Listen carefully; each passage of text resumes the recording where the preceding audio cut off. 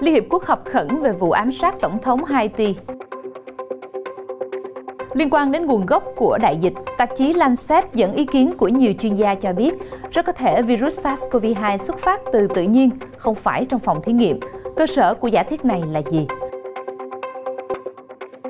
Dường như đã có một vết nứt trong mối quan hệ giữa Đài Loan và Mỹ sau khi quan chức điều phối khu vực Ấn Độ Dương-Thái Bình Dương của Hội đồng An ninh Quốc gia tuyên bố Mỹ không ủng hộ Đài Loan độc lập. Đài Loan vẫn nhấn mạnh, vẫn duy trì mối quan hệ song phương khăng khít với Mỹ.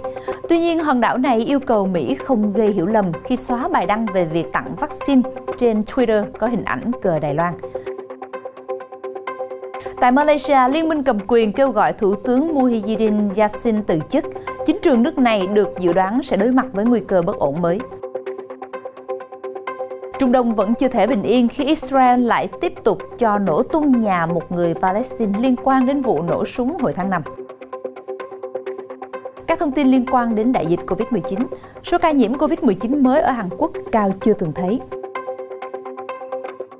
Nhật Bản chính thức ban bố tình trạng khẩn cấp Covid-19 ở Tokyo. Tại Mỹ, thành phố New York tổ chức diễu hành tôn vinh lực lượng tuyến đầu chống dịch. Các thông tin đáng chú ý khác, Ngân hàng Nhà nước Trung Quốc tuyên bố các fintech sàn thương mại điện tử vi phạm luật chống độc quyền sẽ bị trừng phạt như cách mà Ant Group đã từng hứng chịu.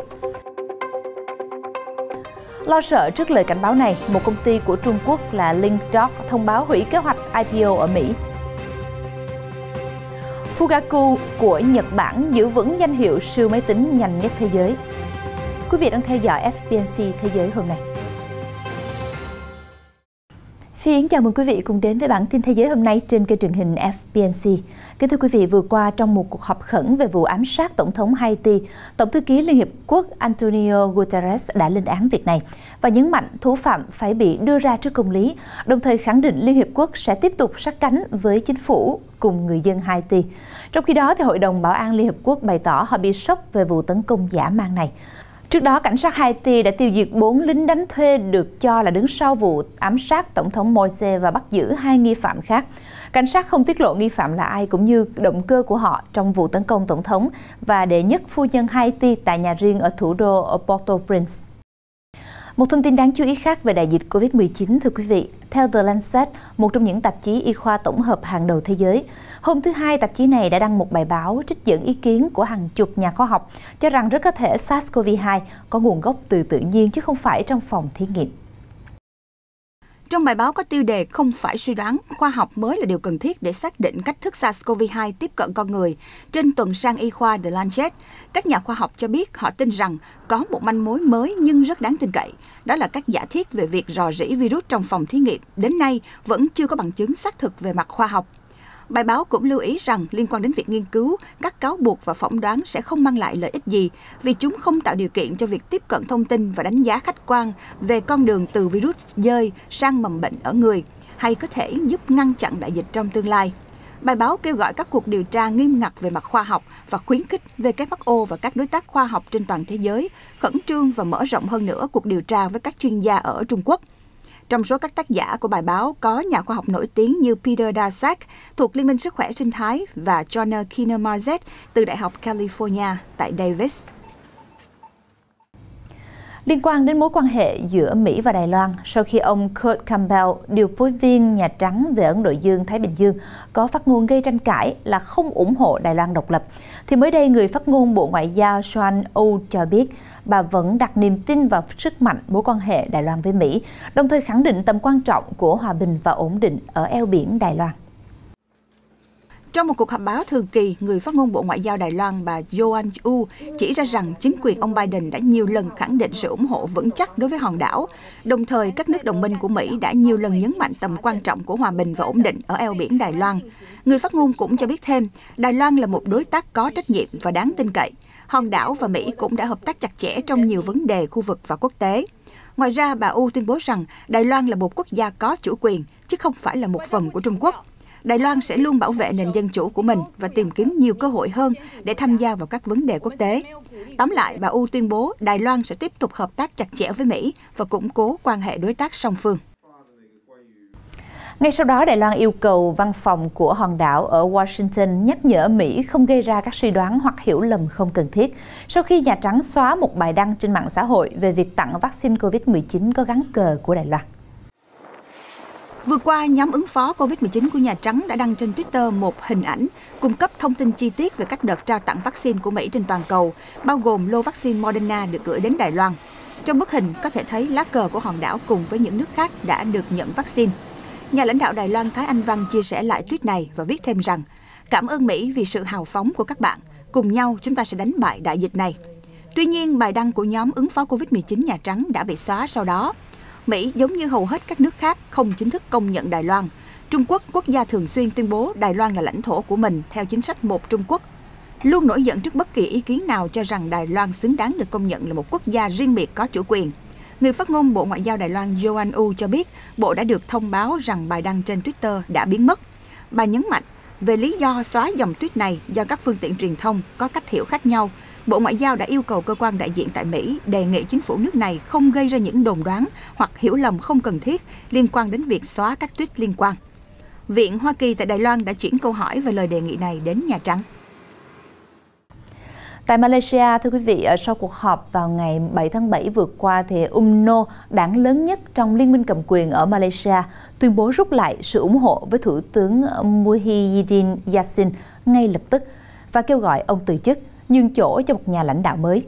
Theo Reuters, thì thông báo này là một quả bom chính trị, có thể châm ngòi cho cuộc tổng tuyển cử. Động thái này có khả năng gây ra sự sụp đổ của chính phủ hiện thời nếu ông Muhyiddin không chịu từ chức. Sau cuộc họp vào ngày 7 tháng 7 vừa qua, Tổ chức Quốc gia Mã Lai Thống nhất UMNO, đảng lớn nhất trong liên minh cầm quyền ở Malaysia, tuyên bố rút lại sự ủng hộ với Thủ tướng Muhyiddin Yassin ngay lập tức và kêu gọi ông từ chức, nhường chỗ cho một nhà lãnh đạo mới. Ông Muhyiddin lên nắm quyền vào tháng 3 2020 sau khi rút khỏi liên minh cầm quyền cũ và hợp nhất với UMNO và các đảng khác để thành lập chính phủ mới. UMNO hiện là chính đảng lớn nhất ở Malaysia. Chủ tịch UMNO Ahmed Zahid Hamidi chỉ trích chính quyền của Thủ tướng Muhyiddin đã thất bại trong việc ổn định kinh tế chính trị, không được nhân dân tin tưởng, thất bại trong kiềm chế đại dịch, khiến nền kinh tế đất nước lao đao. Hiện nay vẫn chưa rõ nếu UMNO ngừng ủng hộ thì những vị trí còn trống trong chính quyền của Thủ tướng Muhyiddin sẽ ra sao, nhất là trong bối cảnh Quốc hội hiện không họp và Malaysia đang trong tình trạng khẩn cấp để đối phó với đại dịch Covid-19. Quân đội Israel hôm thứ Năm 8 tháng 7 đã cho nổ tung ngôi nhà của một kẻ tấn công người Palestine bị bỏ tù. Kẻ đã giết một thiếu niên Israel trong vụ xả súng vào tháng 5. Theo ghi nhận của Reuters, lửa và khói bốc lên từ ngôi nhà của ông Mutasher al-Shalabi, một công dân Mỹ ở thị trấn Tumus Aya, gần thành phố Ramallah sau khi quân đội cho nổ tung. Quân đội cho biết ngày 2 tháng 5, ông al-Shalabi đã cho nổ súng tại một ngã tư đông đúc ở bờ Tây, khiến 2 người Israel bị thương nặng. Quân đội cho biết thêm rằng ông đã phóng đi từ một chiếc xe gần khu định cư của người Do Thái. Một người Israel là anh Yehuda Guetta, 19 tuổi, đã chết trong vụ tấn công này. Còn tại Liban vừa qua, theo ghi nhận tại các nhà thuốc, nước này đang bị thiếu hụt nguồn cung thuốc nhập khẩu một cách nghiêm trọng, nhất là các bệnh mãn tính trong bối cảnh nước này đang bị thiếu ngoại hối. Không chỉ các nhân viên nhà thuốc mà rất nhiều người dân cũng đang đau đầu với việc tìm mua thuốc, thậm chí là mua sữa cho em bé trong gia đình mình. Trước đó vào ngày 4 tháng 7, Hiệp hội các nhà nhập khẩu dược phẩm Liban cho biết trong một tuyên bố rằng các công ty nhập khẩu đã hết hàng trăm loại thuốc thiết yếu để điều trị các bệnh mãn tính. Không những thuốc mãn tính mà hàng trăm loại thuốc khác cũng sẽ bị hết hàng trong tháng 7. Vào đầu tháng 6, thì các quan chức y tế Liban đã thông báo nước này thiếu 70% thuốc men và vật tư y tế. Trong hơn một năm trở lại đây, thì Liban đã phải chứng kiến một cuộc khủng hoảng kinh tế trầm trọng, đưa đất nước đứng trước bờ vực suy sụp về tài chính.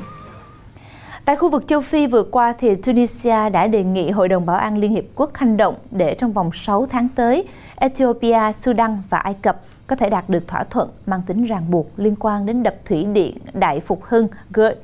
Hiện thì Tunisia đã trình Hội đồng Bảo an dự thảo nghị quyết về vấn đề nói trên và dự kiến trong ngày 8 tháng 7, cơ quan này sẽ tiến hành họp và bỏ phiếu. Dự thảo kêu gọi 3 nước liên quan tránh đưa ra các tuyên bố hoặc có hành động làm phức tạp thêm tiến trình đàm phán, đồng thời kêu gọi Ethiopia không đơn phương trữ đầy hồ chứa tại con đập này. Trước đó, ngày 5 tháng 7, Bộ Thủy lợi Ai Cập cho biết đã nhận được công hàm của chính phủ Ethiopia cho biết họ đã bắt đầu trữ nước tại hồ chứa phía sau con đập sang năm thứ hai. Ai Cập cho rằng làm như vậy đe dọa nguồn nước sông Nin, đe dọa sự ổn định khu vực. Ethiopia cho rằng con đập này giúp cung cấp điện và có tầm quan trọng thiết yếu đối với phát triển kinh tế của họ. Chuyển sang một thông tin đáng chú ý về tình hình dịch bệnh tại một số quốc gia. Vào ngày 8 tháng 7 vừa qua, thì Trung tâm Kiểm soát và Phòng ngừa Dịch bệnh Hàn Quốc ghi nhận hơn 1.200 ca Covid mới, vượt mức đỉnh điểm được ghi nhận trong đợt bùng phát thứ 3 tại nước này hồi tháng 12 năm ngoái. Tổng ca nhiễm của nước này hiện đã vượt mốc 164.000, trong đó hơn 2.000 người đã tử vong. Đây là mức tăng lớn nhất từ khi đại dịch bùng phát, buộc giới chức xem xét thắt chặt các hạn chế. Đây cũng là lần đầu tiên ca nhiễm hàng ngày ở Hàn Quốc vượt 1.200 ngày thứ hai liên tiếp.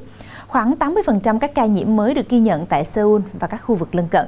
Ở những người trong độ tuổi 20 và 30, hầu hết trong số họ không thuộc nhóm được ưu tiên tiêm phòng. Cụm dịch gần đây xuất hiện ở nhiều nơi khác nhau, gồm công ty, trường học và cửa hàng bách hóa. Còn tại Nhật Bản, vào thứ Năm 8 tháng 7, Thủ tướng Yoshihide Suga đã chính thức ban bố tình trạng khẩn cấp ở Tokyo, trong bối cảnh chỉ còn 2 tuần nữa là khai mạc Olympic Tokyo. Quyết định có hiệu lực từ ngày 12 tháng 7 và kéo dài đến ngày 22 tháng 8. Trong một cuộc họp về lực lượng đặc nhiệm chống Covid-19 của Nhật Bản, Thủ tướng Yoshihide Suga cho biết, tính đến tác động của các biến chủng virus corona mới, chúng tôi nghĩ rằng phải tăng cường các biện pháp đối phó để ngăn chặn sự lây lan đến những vùng khác của đất nước. Sau khi cân nhắc, chúng tôi đã quyết định ban bố tình trạng khẩn cấp cho Tokyo và kéo dài tình trạng khẩn cấp hiện tại ở Okinawa cho đến ngày 22 tháng 8. Việc áp đặt tình trạng khẩn cấp mới ở Tokyo được ban hành trong bối cảnh thủ đô của Nhật Bản vừa mới công bố 896 ca nhiễm mới hàng ngày vào thứ Năm, gần chạm mức cao nhất vào giữa tháng 5. Cũng tại Nhật Bản, đứng trước tình hình dịch bệnh diễn biến phức tạp, chính phủ nước này đã đưa ra đề xuất cấm người hâm mộ theo dõi trực tiếp tất cả sự kiện tại Olympic Tokyo do lo ngại dịch bệnh. Trong nhiều tuần, thì các chuyên gia y tế đã nhấn mạnh không có khán giả tại Olympic Tokyo sẽ là lựa chọn ít rủi ro nhất. Ban tổ chức Olympic Tokyo vốn đã cấm khán giả nước ngoài và đặt giới hạn khán giả trong nước ở mức 50% sức chứa, tối đa 10.000 người để ngăn chặn sự bùng phát lây nhiễm COVID-19. Theo ông Shigeru Omi, cố vấn sức khỏe hàng đầu của chính phủ Nhật Bản, điều quan trọng là phải giảm số lượng các quan chức Olympic và những người khác tham dự các sự kiện càng nhiều càng tốt. Thời điểm đầu tháng 7 đến tháng 9 trong thời gian diễn ra Olympic Tokyo là một trong những thời điểm quan trọng nhất trong việc chống virus ở Nhật Bản. Còn tại Mỹ, vào ngày 7 tháng 7 vừa qua, New York đã tổ chức diễu hành thả băng giấy tôn vinh các nhân viên tuyến đầu chống dịch COVID-19. Cuộc diễu hành diễn ra tại cuối đường phía nam của Broadway ở Manhattan. Người tham gia diễu hành đã tôn vinh lực lượng y bác sĩ, nhân viên chăm sóc sức khỏe, nhân viên hỗ trợ địa phương, nhân viên làm việc trong mạng lưới giao thông công cộng, giáo viên, nhân viên các cửa hàng tạp phẩm và người giao hàng, những người ở tuyến đầu phòng chống dịch Covid-19 và những người góp phần giảm nhẹ ảnh hưởng tiêu cực của dịch Covid-19 đối với cuộc sống, sinh hoạt của người dân. Thị trưởng thành phố New York, ông Bill de Blasio đã ca ngợi đây là những người hùng vì bằng mọi giá là giúp thành phố luôn sống và vận hành. Ông de Blasio từng mô tả đại dịch Covid-19 là cuộc khủng hoảng lớn nhất trong lịch sử New York và đến nay dịch Covid-19 đã cướp đi hơn 33.000 sinh mạng tại trung tâm tài chính có 8,4 triệu dân của Mỹ này. Trong một diễn biến khác, vừa qua, ông Chen Su, đại diện thường trực của Trung Quốc tại Văn phòng Liên Hiệp Quốc ở Geneva, Thụy Sĩ, cho biết tại phiên họp thứ 47 của Hội đồng Nhân quyền Liên Hiệp Quốc rằng Trung Quốc sẽ làm việc cùng với cộng đồng quốc tế để tổ chức một kỳ Olympics và Paralympics một cách đơn giản, an toàn nhưng không kém phần hấp dẫn. Phát biểu tại hội nghị chuyên đề về thúc đẩy quyền con người thông qua thể thao, ông Chen Su, đại diện thường trực của Trung Quốc tại Văn phòng Liên Hiệp Quốc tại Geneva và các tổ chức quốc tế khác ở Thụy Sĩ, cho biết sự kiện lớn này đã nhận được nhiều sự mong đợi của nhiều người yêu thể thao. Olympic và Paralympic Bắc Kinh 2022 sẽ là một sự kiện lớn đối với cộng đồng quốc tế và là sân chơi công bằng để các vận động viên từ khắp nơi trên thế giới tranh tài. Những người yêu thể thao đã háo hức mong chờ sự kiện này. Trung Quốc sẵn sàng hợp tác với cộng đồng quốc tế để đảm bảo rằng Olympic và Paralympic Bắc Kinh sẽ được tổ chức một cách đơn giản, an toàn và hấp dẫn. Ông Chen nói thêm rằng Trung Quốc đã không ngừng nỗ lực để đưa nhiều người hơn vào các hạng mục thể thao của quốc gia nhằm nâng cao sức khỏe của người dân. Trong hội nghị chuyên đề hôm thứ Tư, đại diện từ Nga, Venezuela, Nepal và các quốc gia khác cũng bày tỏ sự ủng hộ đối với việc Trung Quốc đăng cai tổ chức Olympic và Paralympic. Chuyển sang một thông tin về kinh tế tài chính, thưa quý vị, sau cuộc đàn áp dữ dội đối với tập đoàn tài chính Ant Group, mới đây Ngân hàng Trung ương Trung Quốc thông báo sẽ áp dụng các biện pháp chống độc quyền như đã từng làm với Ant Group với các tập đoàn thương mại điện tử khổng lồ hoặc các công ty dịch vụ thanh toán khác nếu phát hiện vi phạm luật chống độc quyền. Trung Quốc đã đình chỉ kế hoạch niêm yết 37 tỷ đô la của Ant Group vào tháng 11 năm ngoái do nghi ngờ các ngân hàng sử dụng nền tảng công nghệ của bên thứ ba như Ant để bảo lãnh các khoản vay, trong bối cảnh lo ngại về các khoản vỡ nợ gia tăng và sự suy giảm chất lượng tài sản. Vào tháng 4, các cơ quan quản lý dẫn đầu là Ngân hàng Trung ương đã áp đặt một cuộc tái cơ cấu đối với gã khổng lồ Fintech này, buộc Ant phải biến mình thành một công ty cổ phần tài chính và cắt đứt liên kết với ứng dụng thanh toán Alipay và các doanh nghiệp khác. Ông Fan Yifei, Phó Thống đốc Ngân hàng Nhân dân Trung Quốc, nói trong một cuộc họp báo tại Bắc Kinh rằng hành vi độc quyền không chỉ tồn tại ở Ant Group mà còn ở các tổ chức khác. Ông Fan cho biết các biện pháp siết chặt sẽ sớm được tiết lộ trong tương lai. Cũng tại Trung Quốc, theo Reuters vừa qua, thì tập đoàn dữ liệu y tế LinkDoc Technology đã tạm hoãn kế hoạch IPO ở Hoa Kỳ do lo ngại sự kìm hãm của Bắc Kinh đối với việc niêm yết ở nước ngoài của các công ty trong nước. Tập đoàn dữ liệu y tế LinkDoc Technology đã trở thành công ty Trung Quốc đầu tiên hủy bỏ kế hoạch IPO kể từ khi Cơ quan Quản lý An ninh mạng của Trung Quốc tăng cường cách tiếp nhận giám sát vào tuần trước. Nổi bật nhất là cuộc điều tra về gã khổng lồ gọi xe Didi Global chỉ 2 ngày sau khi lên sàn tại New York, Mỹ. Ngay sau đó là lệnh xóa Didi ra khỏi các cửa hàng ứng dụng, đây được xem là một trong những hình phạt khắc nghiệt nhất của Bắc Kinh đối với một công ty Internet lớn trong nước. Hôm thứ Ba, Bắc Kinh cũng cho biết sẽ tăng cường giám sát tất cả các công ty Trung Quốc niêm yết ở nước ngoài, gây ra một sự thay đổi quy định lớn, dẫn đến tình trạng bán tháo cổ phiếu Trung Quốc niêm yết tại Mỹ. Các nhà phân tích cho biết quyết định hủy bỏ kế hoạch IPO trị giá 211 triệu đô la của LinkDoc có khả năng sẽ khiến các công ty khác làm theo. Được hỗ trợ bởi Alibaba Health Information Technology, LinkDoc đã nộp hồ sơ IPO vào tháng trước. Công ty này đã lên kế hoạch bán 10,8 triệu cổ phiếu với giá từ 17 đô la đến 19 đô la mỗi cổ phiếu. Đến nay, LinkDoc vẫn chưa đưa ra bất kỳ bình luận nào về vấn đề này. Vừa qua, Bộ Ngoại giao Mỹ cho biết họ lo ngại về các báo cáo rằng Trung Quốc đã hạn chế việc sử dụng tài khoản mạng xã hội của cộng đồng LGBT và các tổ chức phi chính phủ. Một số thành viên của các nhóm LGBT nói với Reuters rằng mạng xã hội đã xóa hàng chục tài khoản do sinh viên đại học thuộc giới LGBT điều hành với cáo buộc vi phạm các quy tắc về thông tin trên Internet, làm dấy lên lo ngại về một cuộc đàn áp về việc sử dụng mạng xã hội của cộng đồng LGBT.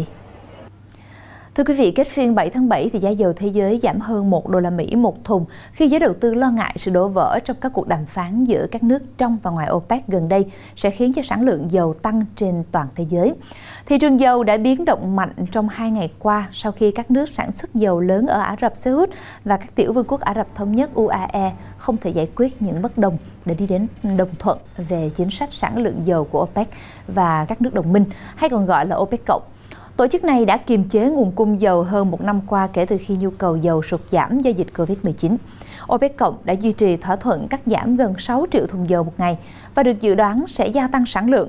Nhưng cuộc họp vừa qua đã không thể giải quyết những bất đồng giữa Ả Rập Xê Út và UAE. Một thông tin về công nghệ, thưa quý vị, theo Reuters thì siêu máy tính Fugaku được phát triển bởi Fujitsu và Viện Nghiên cứu Quốc gia Riken của Nhật Bản đã tiếp tục bảo vệ được danh hiệu siêu máy tính nhanh nhất thế giới trong danh sách top 500 với số điểm 442 petaflop, đơn vị mô tả hàng triệu tỷ con tính trong một giây. Kết quả này giúp cho Fugaku đánh bại các đối thủ từ Mỹ và Trung Quốc. Xếp ở vị trí thứ hai là siêu máy tính Summit của IBM chỉ đạt 148 petaflop. Fugaku là sự kế thừa siêu máy tính K của Nhật Bản, vốn đứng đầu thế giới vào năm 2011. Hệ thống siêu máy tính trị giá 130 tỷ Yên này đã đi vào hoạt động hoàn toàn hồi tháng 3 2021. Sức mạnh tính toán cao của Fugaku đã giúp nó trở thành lựa chọn lý tưởng trong phát triển dược phẩm và phân tích dữ liệu lớn. Hiệp hội các nhà sản xuất ô tô Nhật Bản đang có kế hoạch sử dụng Fugaku để giúp các nhà sản xuất ô tô phát triển cấu trúc xe có khả năng đàn hồi cao hơn. Giới chức Phần Lan mới đây cho biết đang thực hiện một số chính sách về việc đánh bắt cá và du lịch tại hồ nước Saimaa, nơi sinh sống của loài hải cẩu có nguy cơ tuyệt chủng cao nhất thế giới, nhằm bảo vệ loài vật này trước những mối đe dọa đến từ các hoạt động của con người. Kính thưa quý vị, đến đây thì bản tin thế giới hôm nay trên kênh truyền hình FBNC cũng xin được khép lại. Thay mặt những người thực hiện chương trình, Phi Yến xin được cảm ơn quý vị đã quan tâm theo dõi. Xin được kính chào và hẹn gặp lại quý vị trong những bản tin tiếp theo.